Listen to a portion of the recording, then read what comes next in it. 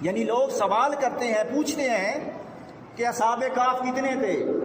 اللہ نے 3 جواب دیے۔ کتنے جواب دیے؟ 3 جواب دیے۔ فرمایا کہ بعض کہتے ہیں کہ 3 تھے اصحاب کہف، غار والے ولی، اور چوتھا ان کا کتا تھا۔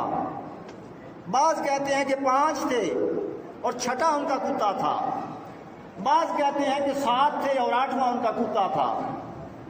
یہ 3 مقامات پر اللہ رب العزت نے، 3 جگہوں پر اللہ رب العزت نے اصحاب کہف کے عدد کا ذکر کیا، اصحاب کہف کی تعداد کا ذکر کیا، اور تینوں کے تینوں مقامات پر، تینوں جگہوں پر اللہ نے ولیوں کے ساتھ اس کتے کا ذکر کیا۔